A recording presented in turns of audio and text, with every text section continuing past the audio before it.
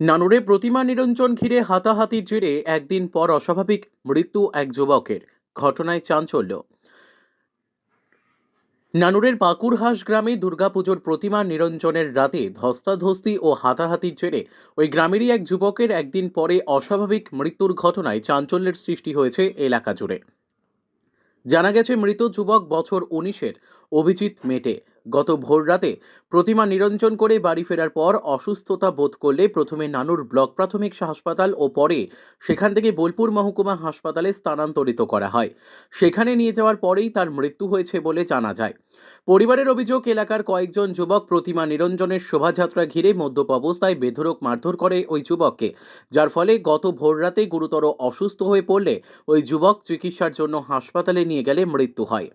যদিও অভিযোগের তীর যাদের দিকে, তাদের পরিবারের মহিলাদের দাবি হাতাহাতি দুপক্ষের মধ্যেই হয়েছে। ওই হাতাহাতির জন্য মৃত্যু হয়নি যুবকের বলেই দাবি তাদের। এই ঘটনায় মৃত যুবকের পরিবারের তরফে নানুর থানায় লিখিত অভিযোগ দায়ের করা হয়েছে। মৃতদেহটি ময়না তদন্তের জন্য বোলপুর মহকুমা হাসপাতালেই রাখা হয়েছে। পুলিশ জানায়, ঘটনার তদন্ত করে দেখা হচ্ছে। কি হয়েছে? মারামারি করেছে, দিয়ে মামা বললেছে যে মামা নাকে কিলিয়ে দিয়েছে।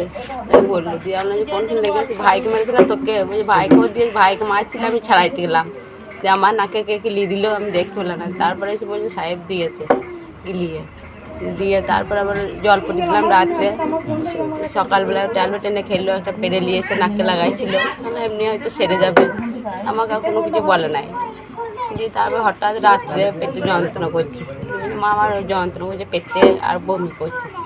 তাহলে কালকে চা খেয়েছি, চানাচুর খেয়েছি, হয়তো অম্বল গ্যাস হয়েছে, তারপরে বমি কর ঠিক হয়ে যাবে।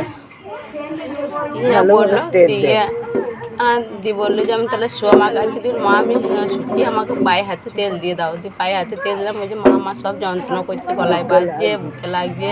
তাই বললো যে ওই জেঠুদেরকে বড় মা দিকে ডাকলাম, দিয়ে ওরা সব হসপিটালে চলে গেল। হসপিটালে নিয়ে গিয়ে ওই তো একটা সেলাইন দিল আর একটা ইঞ্জেকশন দিল। দিয়ে আর দিদিমণিরা বললো সেই সকাল হলে পরে ওষুধ লিখে দিয়েছে, ওষুধ নিয়ে আসবে নিচেতে। তখন দোকান খুলে নাই কো, সকালে দোকান খুললো, তখন ওষুধ আনলো, একটা ইঞ্জেকশন ওষুধ দিল, খেতেই পারলো না, ওষুধটাকে গিলতে পারছে না, টুটিতে বাজছে। মা আমি গিলতে পারছি না, শ্বাসকষ্ট আর নিতে পারছি না। দিয়ে ওষুধটা কোনো রকমে খাইলাম, খাইয়ে আবার ডাক্তারবাবু দিকে ডাকলাম, আমার ছেলে কেমন করছে, ছটফট করছে। ডাক্তারবাবু ছুটে আসলো, জামাই ছিল, ছুটে গেলোকে ডেকে নিয়ে এলো। তখন ডাক্তাররা নার্সরা সব ছুটাছুটি করে অক্সিজেন দিল আর দিল। তখন ওরা তাড়াতাড়ি করে ওরা সব CNFR করে দিল, সিএনএ দিলে, দিয়ে অক্সিজেন লাগিয়ে দিল। ওইখানে নিয়ে গেলো, ওইখানে ডাক্তারের দেখা দিয়ে করলো, কোনো পাস ছাড়া খুঁজে পেলো না। মানে সিয়ান হাসপাতালে গিয়ে ভর্তি করার আগে মানে রাস্তায় নিয়ে যাওয়ার সময় না, তখন চলছিল অক্সিজেন, চলছিল তখন। অক্সিজেন চলেছে, হ্যাঁ মানে সিয়ানে নিয়ে গিয়ে অক্সিজেন চলছে, নিয়ে যাওয়ার পর অক্সিজেন দিয়ে স্লাইন দেওয়ার পর চলেছে, চলার পরকালীন কি মারা গেছে। মানে বেডে নিয়ে যায়নি তো, ওখানে এমার্জেন্সিতে ওখানে অক্সিজেন দিচ্ছিল। এমার্জেন্সিতে নিয়ে গিয়ে বেডে দিয়েছে।